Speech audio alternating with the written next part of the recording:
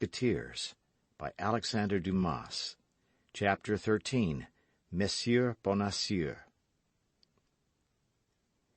There was in all this, as may have been observed, one personage concerned, of whom, notwithstanding his precarious position, we have appeared to take but very little notice. This personage was Monsieur Benassi, the respectable martyr of the political and amorous intrigues which entangled themselves so nicely together at this gallant and chivalric period. Fortunately, the reader may remember, or may not remember, fortunately, we have promised not to lose sight of him. The officers who arrested him conducted him straight to the Bastille, where he passed trembling before a party of soldiers who were loading their muskets. Thence, introduced into a half-subterranean gallery, he became, on the part of those who had brought him, the object of the grossest insults and the harshest treatment. The officers perceived that they had not to deal with a gentleman, and they treated him like a very peasant. At the end of half an hour or thereabouts, a clerk came to put an end to his tortures, but not to his anxiety, by giving the order to conduct Monsieur Benassi to the chamber of examination. Ordinarily, prisoners were interrogated in their cells, but they did not do so with Monsieur Benassi. 2 guards attended the mercer, who made him traverse a court and enter a corridor in which were 3 sentinels, opened a door, and pushed him unceremoniously into a low room, where the only furniture was a table, a chair, and a commissary. The commissary was seated in the chair and was writing at the table.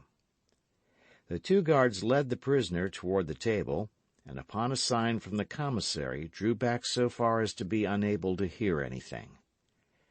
The commissary, who had till this time held his head down over his papers, looked up to see what sort of person he had to do with.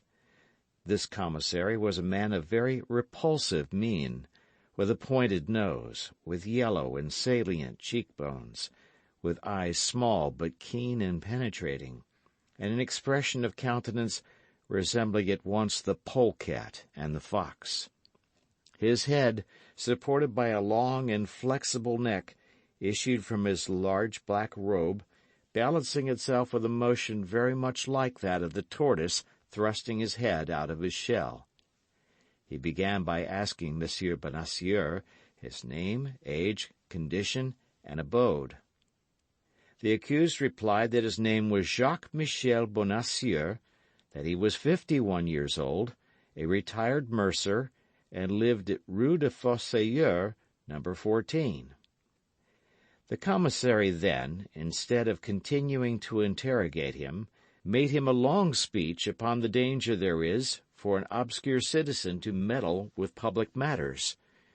He complicated this exordium by an exposition in which he painted the power and the deeds of the cardinal, that incomparable minister, that conqueror of past ministers, that example for ministers to come, deeds and power which none could thwart with impunity.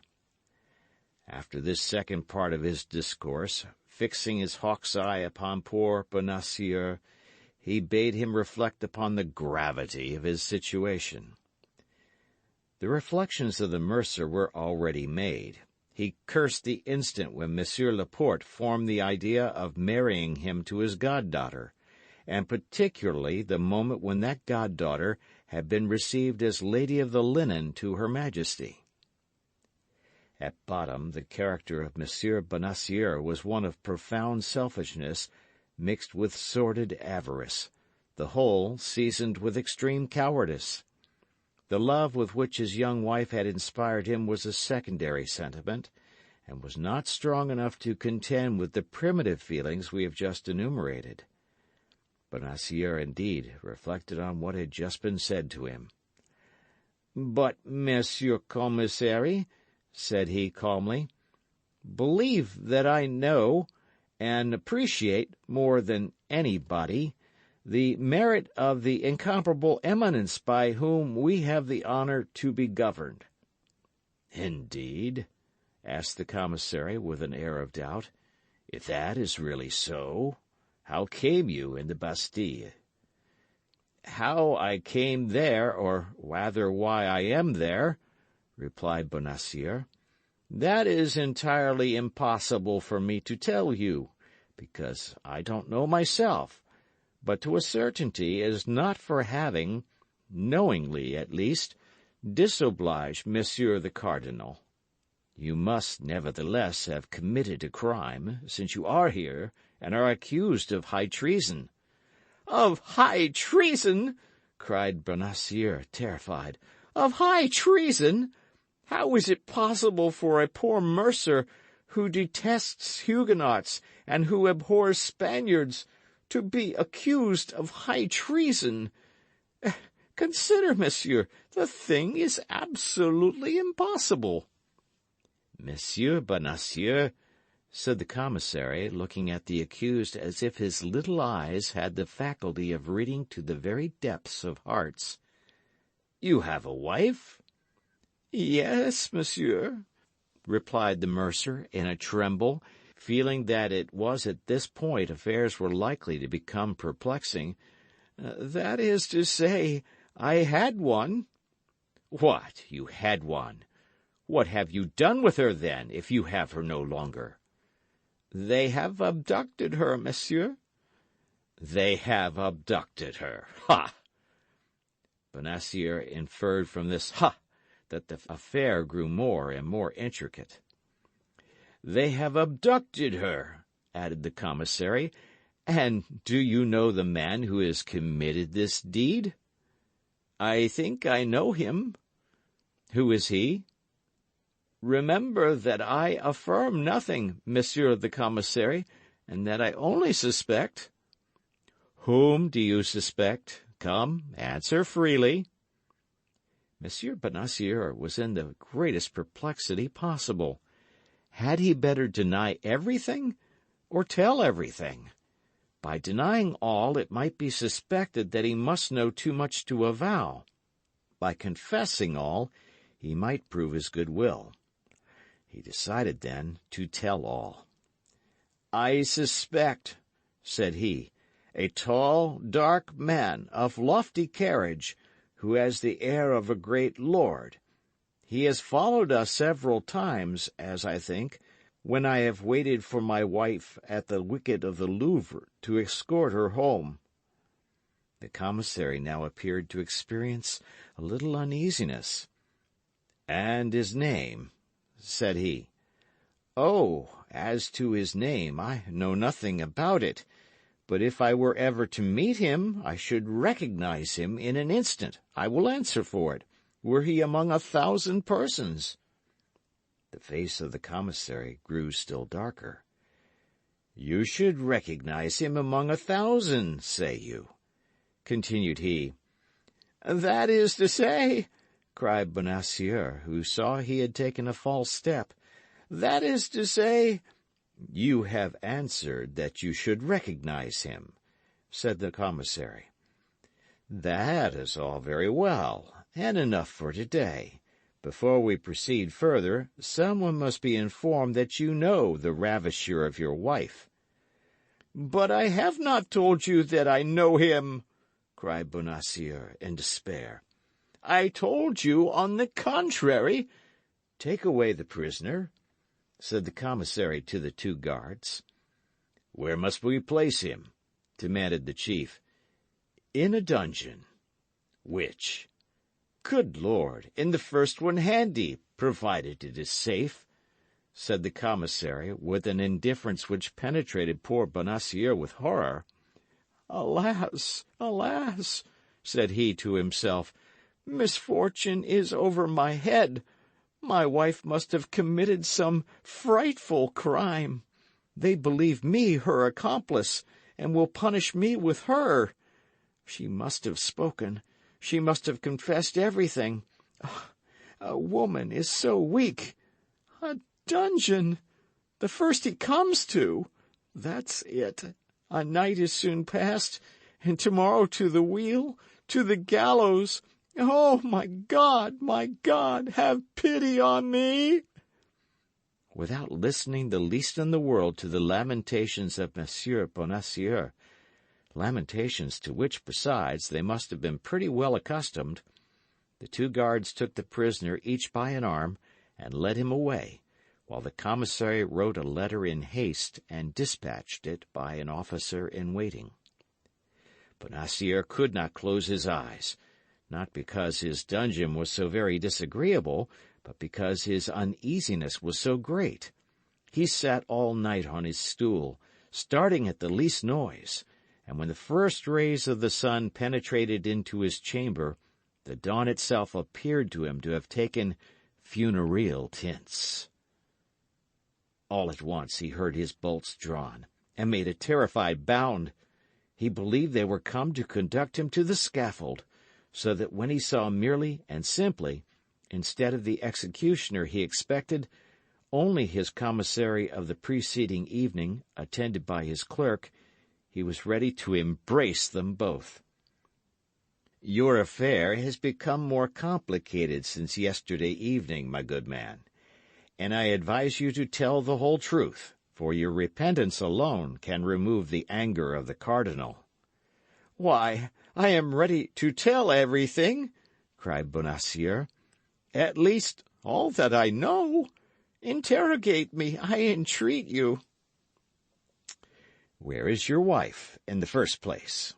"Why, did I not tell you she had been stolen from me?" "Yes, but yesterday at 5 o'clock in the afternoon, thanks to you, she escaped."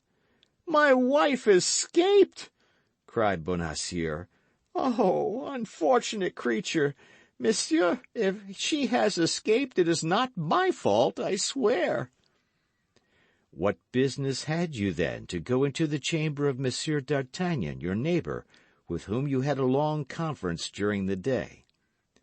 "Ah, yes, Monsieur Commissary, yes, that is true, and I confess that I was in the wrong. I did go to Monsieur d'Artagnan's." "What was the aim of that visit?" "To beg him to assist me in finding my wife. I believed I had a right to endeavor to find her. I was deceived, as it appears, and I ask your pardon." "And what did Monsieur d'Artagnan reply?" "Monsieur d'Artagnan promised me his assistance, but I soon found out that he was betraying me." "You impose upon justice. Monsieur d'Artagnan made a compact with you, and in virtue of that compact put to flight the police who had arrested your wife, and has placed her beyond reach." "Monsieur d'Artagnan has abducted my wife. Come now, what are you telling me?" "Fortunately, Monsieur d'Artagnan is in our hands, and you shall be confronted with him." "By my faith, I ask no better," cried Bonacieux. "I shall not be sorry to see the face of an acquaintance." "Bring in the Monsieur d'Artagnan," said the commissary to the guards. The two guards led in Athos. "Monsieur d'Artagnan," said the commissary, addressing Athos, "declare all that passed yesterday between you and Monsieur." "But," cried Bonacieux, "this is not Monsieur d'Artagnan whom you show me." "What, not Monsieur d'Artagnan?" exclaimed the commissary. "Not the least in the world," replied Bonacieux. "What is this gentleman's name?" asked the commissary. "I cannot tell you. I don't know him." "How, you don't know him?" "No." "Did you never see him?" Yes, I have seen him, but I don't know what he calls himself." "Your name?" replied the commissary. "Athos," replied the Musketeer. "But that is not a man's name, that is the name of a mountain," cried the poor questioner, who began to lose his head. "That is my name," said Athos quietly. "But you said that your name was D'Artagnan." "Who, I?" "Yes, you." "Somebody said to me, 'You are Monsieur d'Artagnan?' I answered, 'You think so?' My guards exclaimed they were sure of it. I did not wish to contradict them. Besides, I might be deceived." Monsieur, you insult the majesty of justice. Not at all, said Athos calmly. You are Monsieur d'Artagnan? You see, monsieur, that you say it again. But I tell you, Monsieur Commissary, cried Bonacieux in his turn, there is not the least doubt about the matter. Monsieur d'Artagnan is my tenant, although he does not pay me my rent, and even better on that account ought I to know him. Monsieur d'Artagnan is a young man, scarcely 19 or 20, and this gentleman must be 30 at least. Monsieur d'Artagnan is in Monsieur Dessessart's guards, and this gentleman is in the company of Monsieur de Tréville's Musketeers. Look at his uniform, Monsieur Commissary. Look at his uniform. That's true, murmured the commissary. Pardieu, that's true. At this moment the door was opened quickly, and a messenger, introduced by one of the gatekeepers of the Bastille, gave a letter to the commissary. "Oh, unhappy woman!" cried the commissary. "How? What do you say? Of whom do you speak? It is not of my wife, I hope?" "On the contrary, it is of her. Yours is a pretty business." "But," said the agitated mercer, "do me the pleasure, monsieur, to tell me how my own proper affair can become worse by anything my wife does while I am in prison." "Because that which she does is part of a plan concerted between you, of an infernal plan." "I swear to you, Monsieur Commissary, that you are in the profoundest error, that I know nothing in the world about what my wife had to do, that I am entirely a stranger to what she has done, and that if she has committed any follies, I renounce her, I abjure her, I curse her." "Bah!" said Athos to the commissary. "If you have no more need of me, send me somewhere. Your Monsieur Bonacieux is very tiresome."